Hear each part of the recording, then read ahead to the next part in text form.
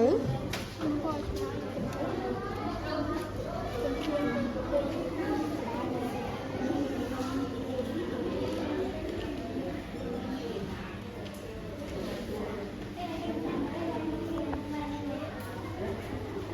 ណួរមួយតើម្ដាយសុគន្ធទិញអ្វីចម្លើយមួយម្ដាយសុគន្ធទិញទូរទស្សន៍ចាអរគុណច្រើនកូនចុះកូនកូនតើកូនណាអាចឡើងឆ្លើយសំណួរសំណួរផងកូនពីហេតុអ្វីបានជាគាត់ទិញទូរទស្សន៍បានជាគាត់ទិញទូរទស្សន៍ព្រោះគាត់ចង់ឲ្យកូនទទួលបានព័ត៌មាននិងបានបន្ធូរអារម្មណ៍ចាអរគុណច្រើនកូនចា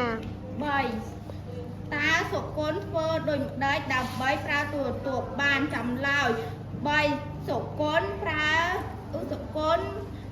បើកសៀវភៅអានមួយសន្ទុះក៏យល់ដើម្បីប្រើទូរទស្សន៍បាននាងត្រូវមើលការណែនាំអំពីរបៀបប្រើនៅក្នុងសៀវភៅនេះចាអរគុណច្រើន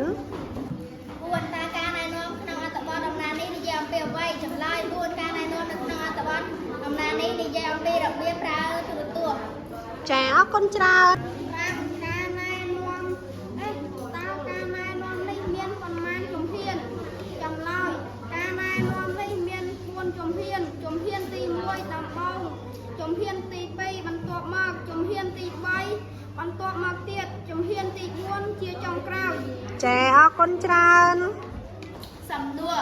6តើជំហានទី1គេឲ្យធ្វើអ្វីជំហានទី2ជំហានទី3ចម្លើយ6ជំហានទី1គេឲ្យយកឆ្នាំចរន្តឈ្មោះទៅដោតនឹងឆ្នោតចរន្តញីនៅជញ្ជាំង